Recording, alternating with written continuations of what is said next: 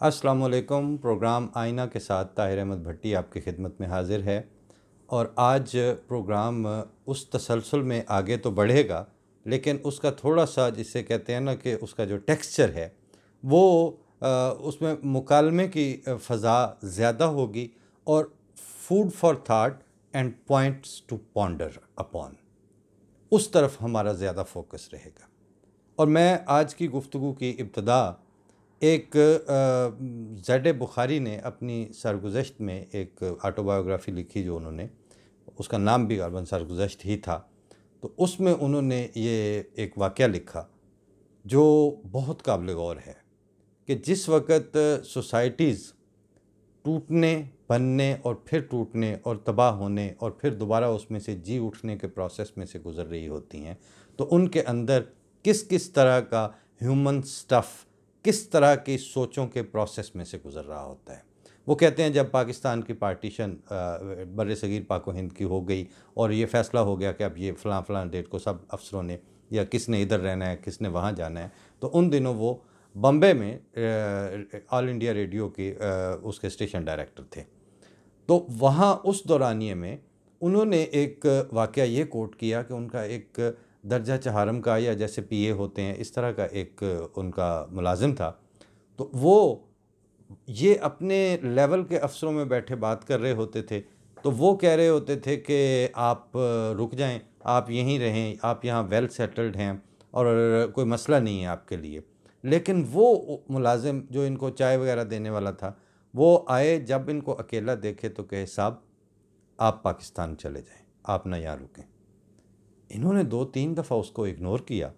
आखिर कहते हैं बात सुनो, मेरा तुम्हारे साथ सलूक भी अच्छा, मैंने तुमसे आज तक कभी कोई ऐसी बात भी नहीं की है, तो ये तुम मुझे बार बार ये क्यों कहते हो कि आप मतलब तुम्हें क्या मसला है मेरे साथ। तो वो कहता है कि सर ये मैं आपको नहीं बता सकता, लेकिन आप पाकिस्तान चले जाएं। खैर वो कहते हैं उसके बाद और वजूहात की बुनियाद पर इनका पाकिस्तान आना ही ठहरा और ये आ भी गए। और उसके बाद रेडियो पाकिस्तान जब लॉन्च हुआ, बन रहा था, प्रोसेस में था, तो उस दौरानिए में इनको, चूँकि वो मशरक़ी पाकिस्तान बांग्लादेश होता था उस वक्त, मशरक़ी पाकिस्तान भी इनको आना जाना पड़ता था। तो जो कराची से फ़्लाइट्स जाती थी, कराची कैपिटल था, वो कलकत्ता या इंडिया के किसी एयरपोर्ट से हो के फिर वहाँ से आगे वो जाती थी चट्टागांग के लिए, या बांग्लादेश के जिस एयरपोर्ट पे भी उन्होंने जाना होता था। वहाँ कहते हैं मैं एक दिन जहाज़ बदलने वाला जो प्रोसेस है उसमें मैं वेटिंग लाउंज में था, तो वही जो मेरा मुलाजिम था वो वहाँ पर, वो उस वक्त एयरपोर्ट पे जॉब कर रहा था इसी तरह की कोई, वो आया, बड़ी खुशी से मिला, बैठे। उस वक्त पाकिस्तान बनने को काफ़ी अर्सा हो चुका था। तो कहते हैं उसने मुझे बड़ी मोहब्बत से चाय वाय, कॉफ़ी शॉफ़ी जो भी वहाँ इत्माम किया। तो मैंने उससे पूछा कि अच्छा अब मुझे आज एक बात तो बताओ जहाज़ आने से पहले पहले, कि तुम मुझे उस वक्त इतना इसरार से ये क्यों कहते थे कि आप यहाँ से चले जाएं। उस वक्त फिर वो कहते हैं कि उसकी आंखों में आंसू से भर आए। वो कहता है साहब आप मेरे साथ बहुत अच्छे थे, लेकिन मैं उस वक्त जो एक ज़ेर ज़मीन तंजीम थी इंतहा पसंद हिंदू नेशनलिज़म की, मैं उसका मेंबर था और मुझे ये टास्क दिया गया था कि मैं आपको मार दूं, और मैं आपको मारना नहीं चाहता था क्योंकि आप मेरे साथ बहुत अच्छे थे। इस वजह से मैं, जिन्होंने मुझे टास्क दिया हुआ था, उनको रोज़ाना की बुनियाद पर टाल रहा था कि जो ही मौका लगेगा मैं इसका काम तमाम कर दूंगा। लेकिन आप ज़रूरत से ज़्यादा वहाँ रुक रहे थे और मुझे वहाँ बहानेबाजी करने में मुश्किल पेश आ रही थी। इस वजह से मैंने आपसे ये कहा था कि आप यहाँ से जल्द अज जल्द चले जाएं। अब ये वाक़या पढ़े हुए हमें कुछ साल हो गए। इसको क्यों कोट किया?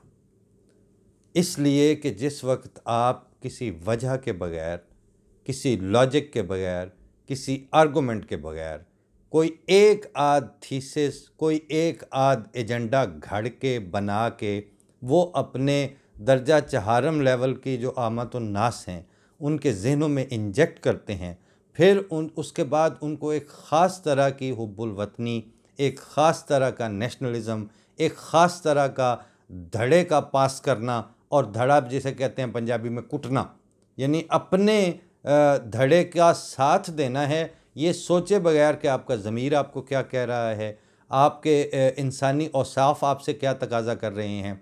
इन सारी चीज़ों को उस वक्त इंसान एक साइड पे रख देते हैं और वो उस जिस चीज़ पे उनको ट्यून किया जाता है उस पे अमल दरामद करने और फिर वो कर गुज़रने के ऊपर उनकी प्रोग्रामिंग हो चुकी होती है। ये वक्त जब मुआशरों पे आ जाते हैं उस वक्त इंसान की फ़ितरत सहिया, फ़ितरत सलीम और उसमें जो इंसानी औसाफ और एक दूसरे से मरहमत और रहम और मोहब्बत का सलूक करने के जो सलाहियत है, वो उस तालीम, उस प्रोग्रामिंग और उस मुसलसल बुग़्ज़ और इनाद के ऊपर इंसानों को तैयार कर देना, उनकी जहन साजी कर देना जो है वो इस हद तक पहुंच चुका होता है कि उसके बाद वो वसेब, वो रख रखाव, वो एक दूसरे की लिहाजदारी, वो जिसने आपके साथ भला किया हुआ है उसका जवाबी तौर पर भला करना, और वो जैसे फरमान है कि हल जज़ाउल एहसान इल्लल एहसान, ये हल जज़ाउल एहसान बाज़ फ़िक्रे या बाज़ लाइनें और उसका जो बयान है वो इतना पेटेंट और इतना एस्टेब्लिश्ड होता है कि यहाँ ये नहीं फरमाया गया कि एहसान का बदला एहसान होता है। इसको सवालिया अंदाज में इख्तियार किया है कि ये बताओ कि एहसान का जो जज़ा या उसका बदला है वो एहसान के सिवा हो क्या सकता है। इसका मतलब है कोई और बदला या कोई और ऑप्शन या कोई और कोर्स अडॉप्ट करना ये मुमकिन ही नहीं है, जस्टिफाइड ही नहीं है। इस वक्त बात हम ये कर रहे होते हैं कि जी वो पेशावर में जज के सामने बंदा मार दिया गया, उसको कत्ल कर दिया गया। हुआ क्या है कि आपको आशिक़ रसूल होने का जो फिनोमिना है वो पढ़ाया जा रहा है, रसूल का सल्लल्लाहु अलैहि वसल्लम का तारुफ नहीं करवाया जा रहा। जिस चीज़ पे आपने आशिक होना है उसके औसाफ आपको नहीं बताए जा रहे। हज़रत सल्लल्लाहु अलैहि वसल्लम एक पूरे प्रोसेस का, एक पूरी शख्सियत का, एक सर से लेकर पांव तक मुकम्मल और हर लिहाज से काबिल रश्क शख्सियत और एक काबिल रश्क हस्ती बनने का नाम है, जिसके ऊपर आपको आइन साजियाँ करके आशिक नहीं करवाया जाता। वो तो आप देखते हैं तो आप देखते रह जाते हैं। मीर ने कहा ना कि सरापे पे जिस जा नज़र कीजिए वहीं उम्र सारी बसर कीजिए।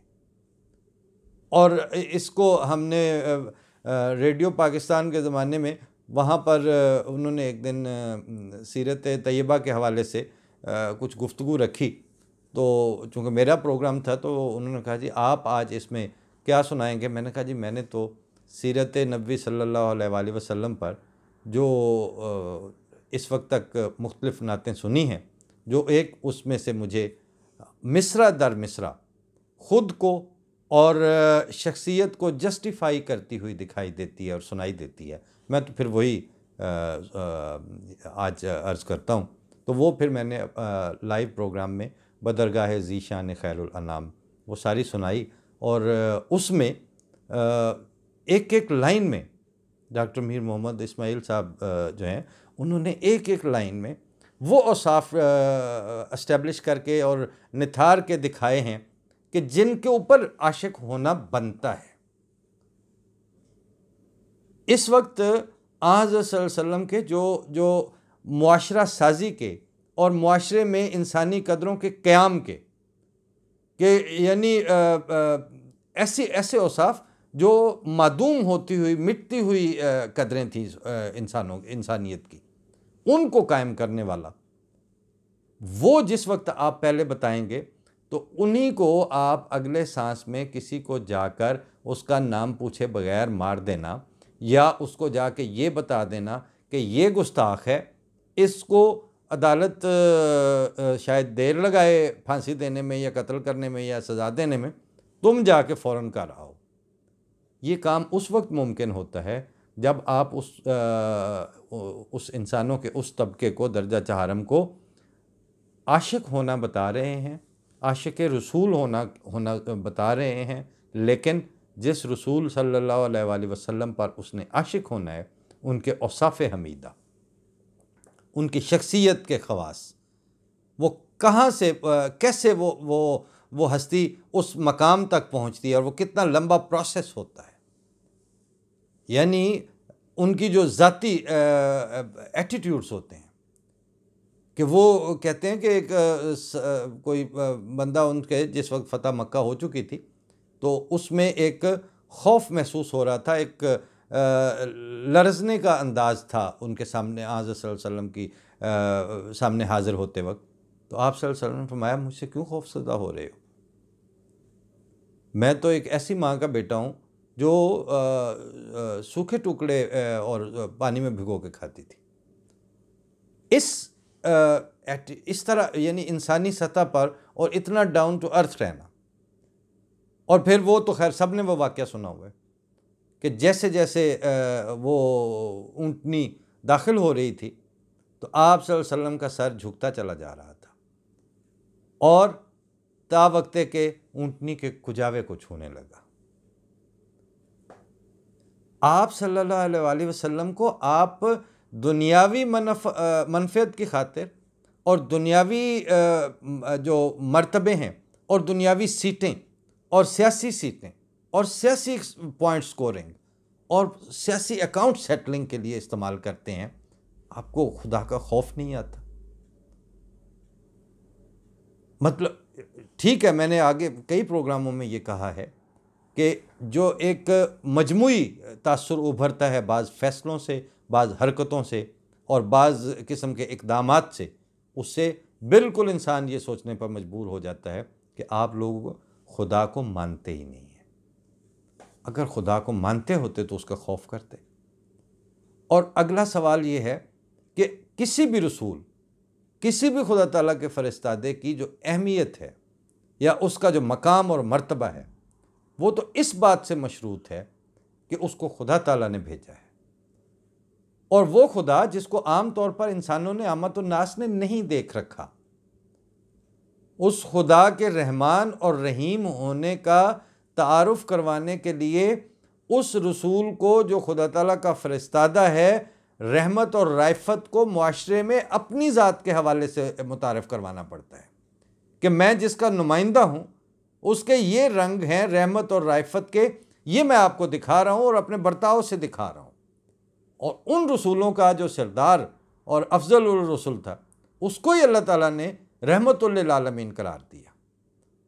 अब रहमतुल आलमीन के ऊपर जिस वक्त आप अपने उन 16 साला नौजवानों को तारफ़ करवाएंगे जिनको आपने कल को पिस्तौल दे के बंदे मारने के लिए भेजना है इश्क रसूल के नाम पर, तो आप जब उनकी राइफत और रहमत और इंसानों के साथ रहीमियत के सलूक के वाक़यात बताएंगे तो अगले सांस में आपके लिए ये मुश्किल हो जाएगा कि आप किस तरह उनके नाम के ऊपर इस तरह के कत्लेआम की इजाज़त दे के लिए किसी को तैयार करेंगे। लिहाजा ये एक बिल्कुल ओपन एंड शट केस जिसे कहते हैं ना कानून की इस्तिलाह में, आपका केस शरीफुन नफ्स इंसानों की नज़र में बिल्कुल ओपन एंड शट किस्म का केस है। आपके लिए ये मुमकिन ही नहीं था कि अगर आप रसूलुल्लाह सल्लल्लाहु अलैहि वसल्लम को रहमतुल आलमीन का उनका जो तशख़्ख़ुस है उसको आम करने के लिए अपनी सलाहियतें इस्तेमाल करते, तो उसके बाद आप उसी ज़ुबान और उसी एटीट्यूड और उसी तबलीग और उसी तरगीब के ज़रिए किसी को इस तरह छुरा घोंपने, यानी वो गाज़ी इल्म-दीन जिसे आप कहते हैं उसके तौर पर, या जो बाकी आपकी एक अब इस तरह के जो गाज़ियों की अब फ़हरिस्त बनती जा रही है, उनके लिए आप कैसे तैयार करते? इसलिए आपने सबसे पहले आज़ सल्लल्लाहु अलैहि वसल्लम के रहमतुल आलमीन के तशख़्ख़ुस से ख़ुद को भी काट दिया, अपने आने वाली नस्लों को भी काटा, तब जाके आप इस तरह का ज़ालमाना इंसानी स्टफ़ तैयार करने में कामयाब हुए हैं। अब आपसे क्या कहा जाए, आपकी तो मेहनत है, आपने तो बड़ी मेहनत करके ये यहाँ तक लाए हैं। अब मैं बात करते वक्त आमतुन्नास से बात कर सकता हूँ, अभी भी जो आपको रहमतुल्लाह अलैह बनाने पे इसरार कर रहे हैं, उनसे दरख्वास्त कर सकता हूँ कि ये साहिबान मिंबर जिन्होंने कल को रहमतुल्लाह अलैह कहलाने की उम्मीद में इंसानों के ऊपर इस वक्त जहमत बन के दूसरे इंसानों को मुसल्लत कर रहे हैं, इनको पता नहीं है कि वे कौन सा जहन्नुम जो है वो तैयार कर रहे हैं और किस जहन्नुम में ये मुआशरे को झोंकने जा रहे हैं। इनसे एक तरीका है कि आप सोशल डिस्टेंसिंग अब इनसे पैदा कर लें। जिस तरह अभी कोरोना की वैक्सीन तो नहीं है, लेकिन आप फासला डेवलप कर सकते हैं। जिस तरह मैंने एक दफ़ा पहले अर्ज़ किया था कि जिस तरह उसके जरासीम से, उसके वायरस से मास्क के ज़रिए बचा जा सकता है, आप इनकी तरगीबात से अपनी अंडरस्टैंडिंग और अपनी तफ़हीमात के रस्ते में मास्क का एहतमाम करें। आप इसके लिए भी एक ख़ास तरह का सैनिटाइज़र है कि आप आज़ सल्लम की सच्ची सुच्ची और मुतहर निथरी हुई सीरत उसको समझने की कोशिश करें और उसके साथ ताल्लुक़ जोड़ें और खुदा ताला के रहम और रहीमियत को अपने माशरे में आम करें। ये बेस्ट सैनिटाइज़र है इस वक्त इसके ज़ालमाना तालीमात और तरगीबात जो मुल्लायत इस वक्त आपके सर पे चढ़ के आपके ऊपर मुसल्लत कर रही है। ना वो इस्लाम है, ना वो कुरान है, ना वो खुदा ताला की तालीम है, ना वो रसूलों की का उसवा है। इसलिए यही एक हल है कि दुर्र समीन में हज़रत बानी जमात अहमदिया अलैहिस्सलाम का एक शेर है कि उदूव जब बढ़ गया शोर फ़ुगा में, नेहा हम हो गए यारे नेहा में। अब आप खुदा ताला के रंगों सिबगातुल्लाह में पनाह ढूंढें और नेहा हों, तो इस इफ़रीत और इस मुसीबत और इस जालिम दरिंदगी से बचा जा सकता है जिसके बारे में रसूलुल्लाह सल्लल्लाहु अलैहि वसल्लम ने फरमाया कि शर्रुम मन तहत अदीम समा। अल्लाह ताला सबको बचाने और सब के हिफ्ज़ व अमान के सामान पैदा फरमाए। हम बात करते रहेंगे, हम अर्ज़ करते रहेंगे कि ये सीरत मोहम्मद मुस्तफ़ा सल्लल्लाहु अलैहि वसल्लम की रहमत और मोहब्बत वाली कसौटी है। इस पर रगड़ के किसी भी मुल्लायत के मुंह से फूटने वाली तालीम को परख लिया करें। अगर वो उस पर पूरी उतरे तो अडॉप्ट करें। अगर इस सीरत रहमत और शफ़क़त और मोहब्बत पे वो की कसौटी उसको रिजेक्ट कर देती है तो आप इनके बड़े बड़े अमामों और इनके बड़े बड़े नामों के पीछे ना जाएं। फ़ी अमानुल्लाह। अल्लाह के हवाले। अस्सलाम वालेकुम।